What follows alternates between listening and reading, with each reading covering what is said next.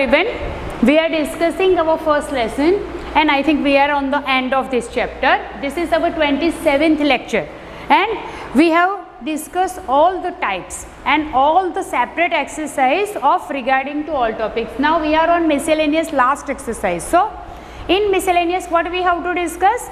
Everything what we learn in our full chapter. Okay, so we start with first question, and your first question on page number 29. You can open your book. Now check. What is your first question?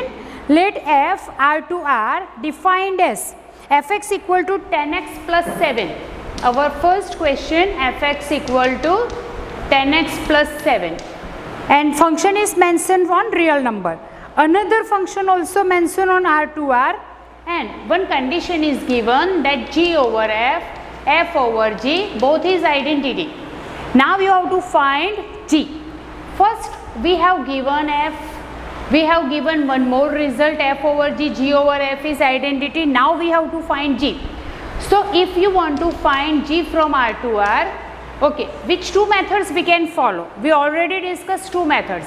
One method, suppose you have find inverse of f and you multiply on both sides, so you definitely get g.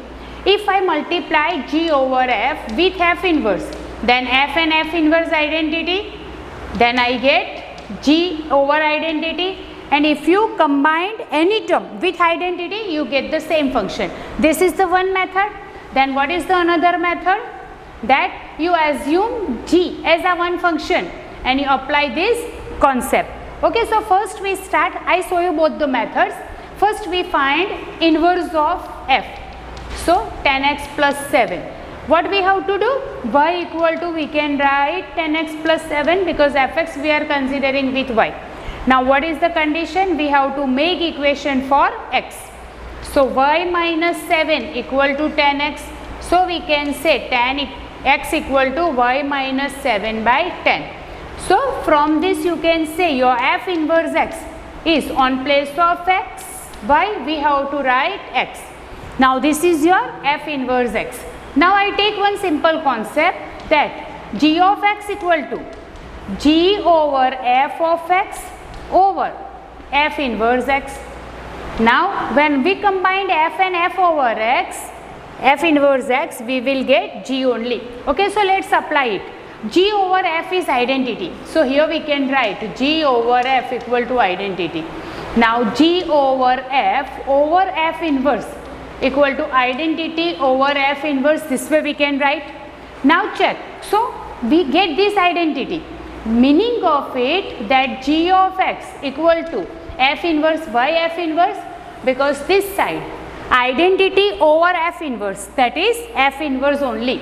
So what is your f inverse? That is only your gx, and here we have f inverse as this one, x minus 7 by 10. So according to this method you get answer f inverse x equal to x minus 7 by 10, that is only your g of x.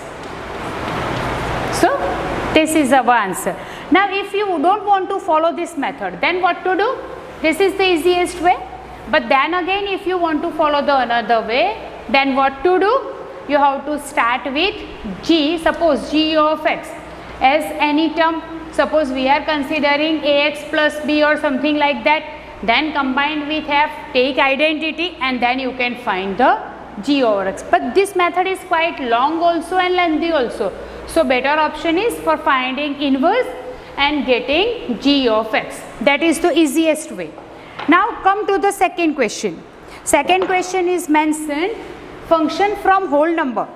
Now up till now we discuss first what is it? Natural numbers, integers, real numbers, rational numbers and all. But whole number means what? It is between natural number and integers. Means in natural number all the numbers with 1 to n. In integers all the negative numbers 0 and 1 to up to 1. Then in W only one change is there, that is 0 to n. Means in natural number only 0 is added, that is your whole number. Just for your knowledge we revise it once. Now it is given on whole number. What is your function is defined? F of n is n minus 1 when your n is odd. First I am writing question only. and second thing, it is n plus 1 if your n is even. Okay, these two things is mentioned. And what is your question? So that f is invertible and you have to find its inverse, and one more thing is mentioned, that w is your whole number. Okay, first of all, let's revise our knowledge that if we want to find invertible, what is the concept of invertible? Invertible means inverse. Okay, if we want to find inverse of anything, what you have to check? Your function should be 1, 1 and onto, means injective and surjective. Okay, so before we check 1, 1 and onto, you cannot find inverse, or you cannot check function is invertible or not. Okay, so let's come to the point that first we check is it 1, 1 or not. Okay, for 1, 1, what is the condition we learn? That if we take two terms, two functions fx and f of y same, and if you prove x and y is same, then you can say this function is 1, 1. Okay, what is the concept of onto we learn? That if your range of a function and codomain, if these two are same, then you can say it is onto function. So for invertible function, first we have to check both the things. So let's begin with that. First we check 1, 1 function. General concept of 1, 1 is that let's start with f of n1 and f of n2. On place of x and y, here we have written n1 n2, meaning remains same. n1 minus 1 equal to n2 minus 1. Now adding plus 1 on both sides to make it balance. Okay, if we add plus 1 on both sides, we can cut plus or minus 1, and now we are getting n1 and n2 same. Now check, we have taken f of n1 and f of n2 same, we prove n1 and n2 same, so that means this function is 1, 1, this relation is 1, 1. Okay, now after getting this, the same concept you can follow for odd number and even. So again I have taken here plus 1 we have taken. Now on place of adding minus 1 on both sides, plus 1 we have added minus 1, again plus or minus 1 cancel and you get n1 and 2 same. Means for odd and even we have to follow the same method. Okay, now after getting that, let's check. It is 1, 1, we have proved it. Now let's check its onto. For onto what to do? Let's find range and codomain. First we are finding range. Okay, let's start with whole number. Whole number means we have to start with 0. Okay, we can consider first 0. So if you take 0, then what you get? Suppose we are considering 0 as an even number, then we get 1. Now 1 is first odd number, 1 minus 1 is 0. Then 2 is a even number, 2 plus 1 is 3. Now we take 3 minus 1 is 2, and up to so on, this way. So range is you are getting, that is your whole number only. So when your range and codomain is same, because your codomain also whole number. So from this we derive that function is definitely invertible. Okay, now if it is invertible, then what you have to find? Its inverse. Okay, so let's come to find inverse. We have to find for both. We are taking y equal to n minus 1, where n is odd. Okay, if we consider this for odd, then what to do? We are taking 1 on this side equal to n. So n equal to y plus 1. So f inverse n equal to, on place of y we can write n. Now this inverse, which one we get? That is for odd number. Now for even, n plus 1, where n is even. Okay, now we can take y minus 1 is n. Now n equal to y minus 1. So f inverse n will be n minus 1. This is your inverse. But for what? When n is even. So this way, in second question, first we have proved it is a 1, 1, it is onto. When two terms are given, you have to find for both. That is for odd also, for even also. After proving 1, 1, we have proved it is onto also. If your function is bijective, means 1, 1 also, onto also, then only you can find its inverse. And this is the both inverse for odd number and even. So I think full method is clear to you. Now let's come to the third question. Okay, your third question is, function is mentioned from R to R. And what is the relation is mentioned? That f of x is x square minus 3x plus 2. You have to find f of fx. Okay, f of fx means what? We have to find combination f over f. In another language we say f over f. Okay, let's come to the point, f of x square minus 3x plus 2. Now this is your x. You have to consider this as an x, and again in the same function on place of x you have to write this full term. Okay, first term is x square. So x square minus 3x plus 2 whole square minus 3. Now again on place of x square minus 3x plus 2, and this last two constant terms, so keep as it is. Okay, now you know a plus b plus c whole square's formula, a plus b plus c whole square. Okay, let's revise it once. A square plus b square plus c square plus 2ab first two term, then bc, and then first and last 2ac. So let's start with this. Only you have to change about the sign. Okay, x square square plus minus 3x square plus 2 square plus 2 x square into minus 3x plus 2 into minus 3x into 2 plus 2 into x square into 2. Okay, minus, now open this bracket also, 3x square.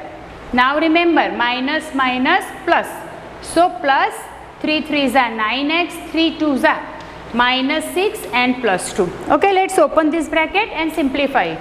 X raised to 4 plus 9x square plus 4. 3 2s are 6 and minus sign, so minus 6. X square and x cube. Again 2 2s are 4, 3s are 12, but minus sign, so minus 12x. Here 2 2s are 4 and x square, it means 4x square. Last is 3x square plus 9x minus 6 plus 2. Okay, now simplification, you know, you have to combine x square together, then x together, then constant together, and arrange in order wise, means x raised to 4 minus 6x cube. Okay, now 9x square, 4x square means 13, and minus 3 means 11. So 11x square. Now combined x minus 12 plus 9 means 3x. Okay, 4 minus 6 minus 2 plus 2 means 0. So you get this equation, or no need to write 0. Sorry, this is your f over f of x. Okay, so now this is your answer, because constants are in opposite sign, so we can cancel it with plus or minus. Okay, so this is your question number 3, in we have combined it f with f only. Okay, let's revise it once. This is x square minus 3x plus 2. So same function, in the same function on place of x you have to write this term, so we have written it. Here we have 2x, so on both the x we have written this. Now here we have follow a plus b plus c whole square's formula, and then we have applied over here, we have written its plus or minus sign, and simplified form is this. So your f over f of x, what we are getting, x raised to 4 minus 6x cube plus 11x square minus 3x. Okay, let's come to the fourth question.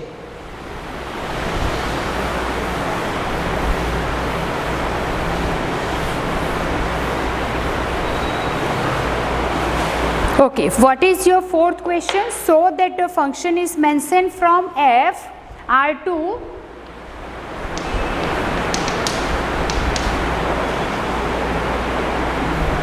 x belongs to R, where minus 1 less than x less than 1, and your function is x upon 1 plus modulus of x. Okay, what you have to show? X belongs to R given 1 1 and on 2 function. You have to prove it that given function is 1 1 and on 2. Okay, before we start 1 1 and on 2, let's revise one more time what is 1 1 function and what is onto. We have already discussed it so many times. 1 1 means concept of 1 1 is f of x1 equal to f of x2, and if you get x1 and x2 same, then you can say 1 1. So let's come to the point x1 upon 1 plus mod of x1 equal to x2 upon 1 plus mod of x2. Okay, this way we have written. Now one simple concept, we have to prove x1 and x2 same, so let's take cross multiplication. So x1 with 1 plus x2 equal to x2 1 plus x1. Okay, open this bracket, x1 plus x1 mod x2, x2 plus x2 mod of x1. Okay, now let's take a comparison of it. So here we have to check two cases. What is it? First, your x is also more than 0, y is also more than 0, because when modulus we are getting, we have to remember maybe both are positive, maybe both are negative, or maybe one is positive and another is negative. So all that cases must be clear in your mind, then only you can come to the conclusion that it is a 1 1 or not. Okay, so first case we have taken, let's take both is positive. So when you remove modulus sign, if both is positive, then what you get? x1 x2, x2 plus x2 x1, because this is positive, so no need to change its sign. So we are getting both cancel and x1 and x2 same. What we have proved? That given function is 1 1, because we have taken f of x1 equal to f of x2 and we have shown that x1 and x2 both is same. Okay, now again let's change, both are negative. Then what you will get? Again same. At this stage only I change the values, that x1. Now this is negative, so minus x1 x2. Similar way on this side also, x2. This one is negative, so minus x1 x2, but from both sides minus sign also cancelled. So again you are getting x1 and x2 same. So for the second case also you get the same thing. Now what we have to discuss our third case. So for third case, let's take, suppose x is negative and y is positive. You can change it also, that x is positive and y is negative. Either x1 and x2 we have taken, let's take by this way. Okay, if x1 is negative, then when you change this, only negative sign will be for what? Here only. So x1 plus x1 x2 equal to x2 minus x1 x2, this way you get. But if x1 is negative, so here also you have to put the minus sign. So again both will be same, and again you get x1 and x2 same. Same thing, you can just change this sign and you can do. So for all cases, what we have decided? That given function is 1 1. Remember, if this question is asked in exam, then you have to show both the things, both the cases, because modulus is given, so it is your first condition, that if you have shown for both one, then only you get full marks, otherwise your marks will cut. Okay, now let's come to the onto. For onto, I just wrote this portion, it is between minus 1 to 1, remember. Your answer should be between minus 1 to 1. Okay, for onto what you have to find? Range. Let's find a range of it. We have given set of all the real numbers. So you can choose any real number. Let's take one number f of 1. 1 upon 1 plus 1 will be 2. Let's take 0. So 0 upon 0. Let's take minus 1. So minus 1 upon 1 plus mod of minus 1. So minus 1 by 2. This way you get all the numbers. So what is the meaning of it? You get all the numbers. But remember, your number, what is your x? 1 will be added in denominator. So what you get? Number must be between minus 1 to 1 only. And that is only your codomain. So if your range equal to your codomain, because in denominator one number will be more than numerator, so definitely numbers lies between 0 to 1 only. But here we can apply minus sign also, because this one is modulus, so your answer should be lies between minus 1 to 1. and that only you have given. So it is onto also. So what you have to show in this question, it is 1 1 and onto or not, and we have shown that you have to show for 1 1 only all 4 cases, but for onto you can write directly. So from this we have derived that this question is solved and it is 1 1 and onto both. So for today I think enough. Thank you very much. We discuss our next question in next lecture.